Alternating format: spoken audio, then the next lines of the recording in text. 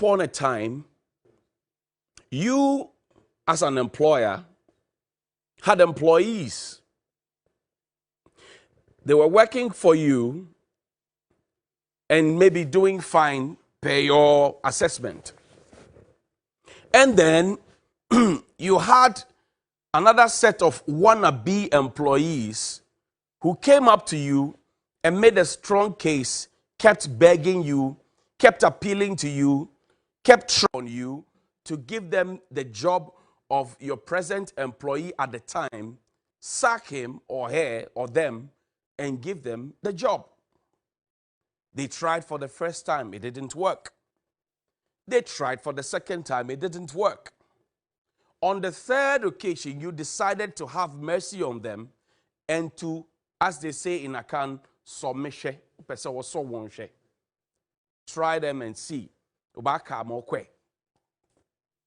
So you did that. And then when you gave them the job, they promised that they were going to do a better job than your previous employees at an even cheaper cost. So they gave you the estimates. They told you they won't waste. They told you they won't borrow. They told you they won't be profligate. They told you all manner of things. And we believe them. You believe them also because they told you they were going to cause a great change in the employment.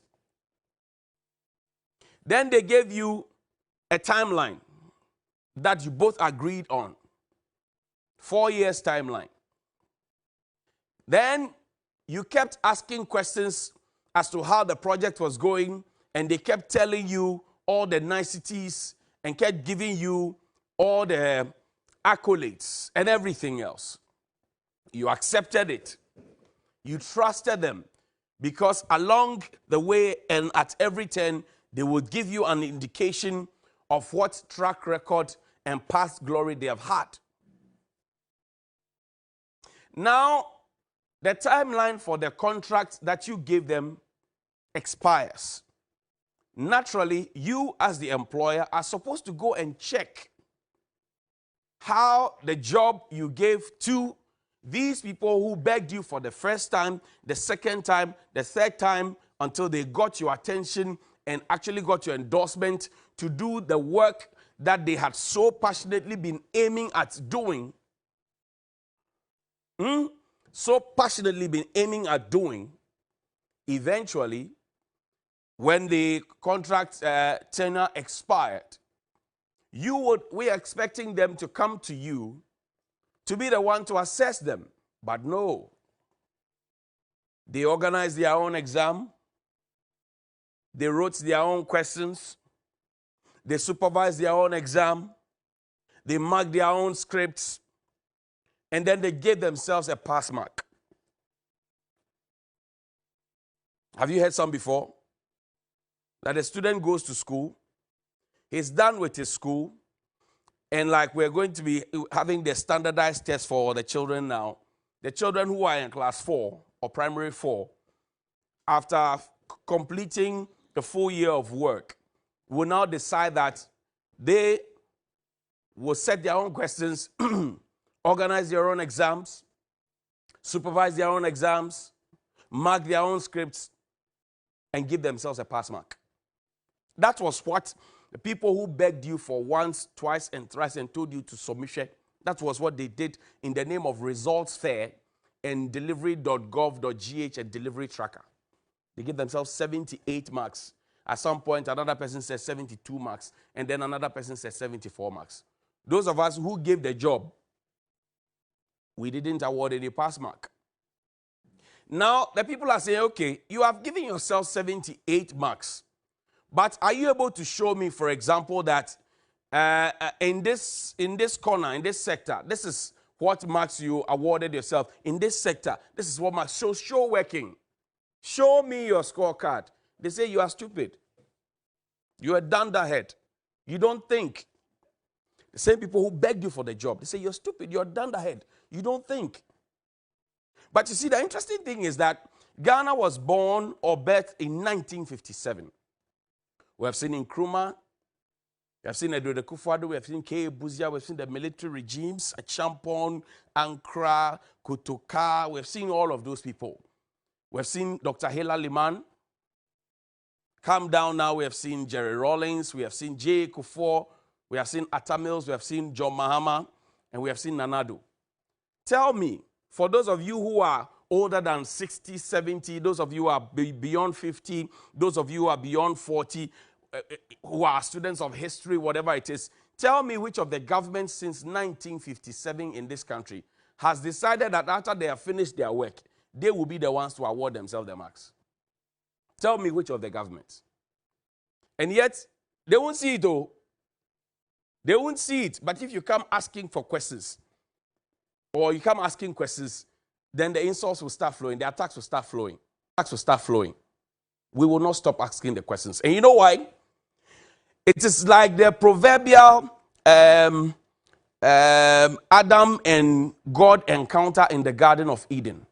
Do you remember that? You remember your Sunday school lessons? The president said the battle is the Lord's. The finance minister doesn't feel to either sing or quote a Bible verse, wear a nice white shirt. The battle is the Lord. So you can clearly believe that the battle really is the Lord's and the Bible is the base of whatever is being done. So you can quote scripture, correct? Now in Genesis, the book of Genesis, the very first book in the Bible, you would have Adam, the first man created, in the garden with the woman that was created for him, Eve, in the Garden of Eden. God gave them an instruction not to eat the tree of life. He told them not to touch that tree right in the middle of the Garden of Eden. Adam, we're told by the serpent through Eve, and the serpent, some arrangement, was given an apple to eat, so his eyes opened. And at some point, he became shy that he was naked. So he went hiding. Then God called, Adam, Adam, where are you? It's a question of geography, location. Adam, Adam, where are you? Any smart person, my son, Obrimpong, if you ask him, Obrimpong, where are you? I'm in the kitchen. Obrimpong, where are you? I'm in the hall. Obrimpong, where are you? I'm on the compound. Adam, Adam, where are you? A question of geography. His answer was, I am naked. It doesn't add up. So today, like the proverbial Adam, Adam, where are you? I am naked. When you ask, how much is the price of a bag of maize in a country that we've been told we have had double yield in agriculture due to planting for food and jobs, in a country where we now are a net exporter of food? President said it in Parliament. Agric Minister has said it so many times. We have quoted it from government communicators. And in a country where now we are making so much money from agric, we have a buffer stock, we have warehouses that have been built, we have one village, one dam for irrigation purposes. Agric is booming, it is growing at its best. In a country where all of this is happening, never mind that we have banned the exportation of cereals, including maize, recently. When you ask them, why is it that basic economics dictates that when supply exceeds demand, the prices fall? So if we have all this multitude of yields, and yet the price of a bag of maize is expensive. So you ask, why is the price of a bag of maize so expensive? They tell you, you are stupid. They tell you, go away. They tell you, we don't owe you anything. So it's a similar, Adam, Adam, where are you? I am naked. Instead of saying, I am behind the coconut tree, or I'm hiding in the bush. Adam, Adam, where are you? That's where we are now. Adam, Adam, where are you? And mind you, the same people came to beg for power. That's the irony. That's the ironical situation. But Mr. President, as I always say, it is your face that is on the ballot sheet. You were on the ballot sheet. Mr. President, look. Yesterday I showed you the Statesman. Okay? The Statesman newspaper. Yesterday I showed you the Statesman newspaper, the newspaper. It's a magazine, actually. These days the Statesman is a newspaper. But I showed you this. That's what as Miss Ghana back then. This was a June 1969 edition. Guess who were in power? Professor Kofi Abrefa-Buzia, the godfather of the MPP, because there's Dankwa Dombo Buzia tradition, right? SD Dombo at the time was Minister for Information. Dankwa Dombo Buzia. Guess who was Dankwa? Professor Buzia was the Prime Minister, right? And guess who was the man at the top? Edward Akufo-Addo. That's President Akufo-Addo's father at the time. Now, this is another one. And I have a lot of these documents tucked away in many places. Drum, Ghana edition, February 1970, 20 new pesos. That's how much it was sold for. In there. And then maybe you project this image for me. K. Ebuzia meets the press. Has the president met the press this year? Has the president met the press? Because all we have had a few press conferences here and there. Today, crowd will have press conferences. Meet the press, meet the press, meet the press, meet the press, meet the press. That's where we are now. And then occasionally we'll organize some from the Flagstaff House where the presidential press corps will be given a chance or will be addressed. Has the president met the press? The last time the president met the press, I think it was in 2019 or so. I remember 20th of December 2019. The president said something, and that's my Christmas wish, one of my Christmas wishes. The president said that going forward, no state institution would have to use refreshment that is not made from local rice. The president said it. Because at the time it had been reported that due to planting for food and jobs, or owing to planting for food and jobs, we had a rice glut.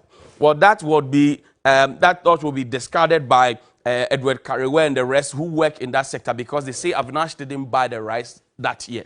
That was why we had that. It's become evident that it was correct. The president said we're going to use local rice going forward.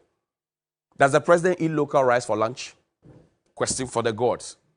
What does the Minister for Agric eat for lunch? Or supper or dinner? Is this rice porridge or rice water made with local rice? We recently celebrated Farmers' Day, correct?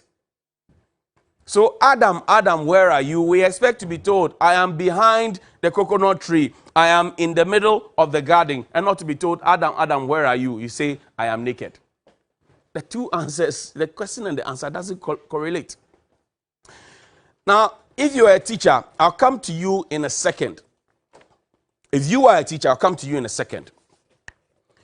Now, put the WhatsApp line on the screen for me. If you're a teacher, please send your comments. I want to read them today. I want to co-produce Johnny's Bite with you today. If you're a teacher, that's it. One teacher, one laptop. Launched on the 3rd of September. With all the applause at St. Mary's Secondary School here in Accra, Akasma. 3rd of September, 2021. One teacher, one laptop. Beautiful initiative. We're looking at modernizing and digitalization and all of that. What is the status of that project today? Have you deducted monies from the teachers' accounts? Have you given them the laptops? I thought you said you were sharing costs, 70-30. How was the contract signed? Who signed the contract? Those you gave the contract to, do they have the wherewithal to deliver on the contract? Do they have it? Can they deliver on the contract? Are they delivering? Who is monitoring? Who is supervising? But ultimately, why have you deducted their money? What is the quality of the laptop? Can it withstand the wear and tear that teachers would have to go through if you work, for example, somewhere in Bumpurugu? You have to cross about 2 or 3 rivers to get to your school and back every day. Can that laptop stand the test of time? So teachers, you send me your comments and we'll project a few before we end Johnny's Bite for today. We'll come back to this subject matter. Dr. Ibrahim Anyas was here not so long ago, told us about Nation Builders Corps and said that he was going to pay the August and September and October stipends, which have been in arrears, even though the 36 months for NAPCO trainees had ended, and we're now being told it's a skills development program. It was not, there was not a promise of permanency and all of that. Those are the conversations that are being had. It has been more than 1 month since Dr. Anyas came here. September, October stipends for NAPCO beneficiaries. What they have worked for. The pittance of 700 Ghana cedis. In fact, 699 Ghana cedis. Where is it? Christmas is coming. They have nowhere to go for gift vouchers. Adam, where are you? Don't tell me you are naked. Tell me where you are. NAPCO beneficiaries, where is your cash? Christmas is coming. You promised them, you told them. Dr. Anya started, he wore white, pure white. And it's interesting how when we want to communicate certain things, we choose to wear all white. To look spotless, clean, and plain. And we tell the people, oh, I will give you this. Wear pure white. Appear and tell the people, I will do this for you. Put a date to it and a time to it. Do this, I'll do this for you. The people do theirs, you don't do yours. When you are asked to come and account, not to insult, intimidation, any attacks. I know I had the bobusia and yes, I know none editor cow. Say no, Zadwichi. But it was not your face that was on the ballot sheet. So, Mr. President, the people you have selected to work with you are misauthoring your legacy. When you talk about Dr. Nkrumah, you can list his legacies, right? You talk about Dr. Buzia, you can list his legacies. You talk about Dr. Hilary Man, even though short-lived, you can list his legacies. Rawlings, Mills, Mahama. Mr. President, what is your legacy? Because the last time you held a results fair, which is self-aggrandizing and endorsing your own self. And somebody yesterday said that, oh, well, Ipsos is social media rating. Nanka, results fair, which is overly fact-checked, that you have to pull it down and rehost the website. Nanka, Ipsos the Jopo definition for Hobeng. Internationally acclaimed credible sources of rating, market research. Nanka, with the results fair, nipa die, nanka know the end of Hobeng. You give yourself, you organize your own exam, set your own questions, supervise your own exam, mark your own script, award yourself own marks. We didn't do that. And you are trying to compare the two. The joke is on you. The joke is on you. And you promised us better. You see, so the question we ask now is, what really has changed? What has changed? Danny, you need to project for me the screenshot from the 1969 edition of the Statesman. The 1969 edition of the Statesman. It wrote an open letter. It's an article to the parliamentarians at the time. You know, we had a difficult military situation at the time. Now, this is what it says. The readers requested for it to be republished. 1969. We have the archives. 1969. The 10 Commandments. Now, the first one says, you shall not gag the press. For a press gagged can only sing sickening praises, while a free press will chastise you when you go wrong and make better statesmen out of you to your own benefit and that of the nation. You don't have any power of your own. You don't have any taxes of your own. And you see, sometimes when we read some of these things to you, we read them because I say, keep the name. It's a statesman. Oh. It's a statesman. These days, there's another statesman, Daily Statesman. I don't know if they are related, but I say it's the same because I wasn't born then in 1916. I don't know. I would not want to guess. I'm still finding out. Now, there's a very important subject matter related to the present budget that is in Parliament and whether or not the e-levy and all the other things that are being said. There's something very important here that I want to read to you. Commandment number 5. Listen well. It says, you shall. And this is where Ghanaians will tell your effectiveness as men and women of foresight. Explore all possible avenues to cut down considerably the unemployment figures in the country through a well thought out plan. For it is not only you or your dependents or your relatives or your political allies, or your strong arm men, that's social media laggards, who should eat. Each and every Ghanaian has the right to gainful employment in order to keep body and soul together. And when they will have earned their hard-won salaries and wages, you shall not enact laws to rob them through deductions of all kinds with the excuse that you are saving for their ghosts after they had died. Statement. I didn't write this. So I didn't write this. Statement.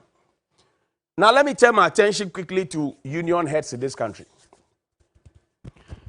You see that on Monday, the transport union heads had led their people to go on a strike. GPRT, while the strike was on, I think even before the strike began, issued a statement to suggest that they had called off the strike and that they were asking their members to go and work. Teacher unions. Name them. Name all the unions. When your union members have problems, the very first set of people they call are members of the press. Now, if you are the one taking their dues and contributions, you are the one speaking on their behalf. You are the ones who write the hold press conferences and write press releases on their behalf. You are the ones who do that. And yet, when they have problems, they don't find it necessary to come to you first. You must ask yourself what kind of leadership you are providing to them. You should do some self-introspection. It's important. Because when your drivers tell you that times are hard, fuel prices are up, they can't even break even, their wives are insulting them, they can't fend for their kids and themselves, and they can't even save. Christmas is coming, they are worried where they can get money to buy their rice, tomatoes, oil, chicken, whatever it is they want to eat. And then they say, look, we will not move these vehicles until you do something about the price of fuel. And the first thing you do is to go and meet government. And government says, I have taken 15 pesos off that of GOIL, the Ghana Oil Company. So Shell is selling at the same price that they are complaining about. What's the other one? Is it Mobile? No, it's not Mobile. Total. All the others are selling at the prices that they were selling. It's only GOIL that has been reduced. So, if, for example, I'm driving at Kejetia, and there's no GOIL in Kejetia, I need to come to Pampaso to come and get fuel from Pampaso from GOIL. Is that what you're saying? You are the union leader. You saw the frustration of the people. You saw the frustration of Ghanaians, because when the fuel prices go up, it affects everybody. It affects everything. As a union leader, you as a union leader, when there's agitation, they call you to the table, then you go and take certain decisions. Are the decisions the decisions that your people want you to take? Are those the decisions?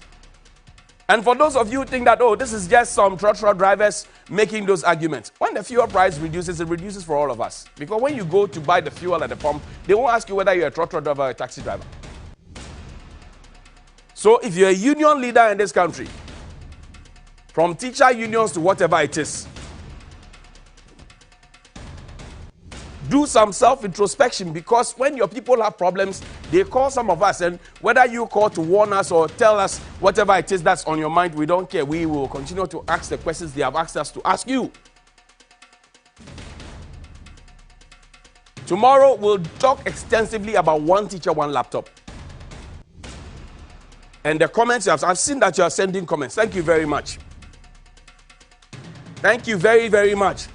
We will start from the 3rd of September 2021 and move on to where we are now and ask the pertinent questions on behalf of the teachers. Why have you taken my money and not given me the laptop? Why have you taken my money and not given me the laptop that you say will help me to be tech savvy and to be digitalized and to guide the children through a certain ICT agenda? Why? Have a nice day. Tomorrow, we'll talk about your laptops.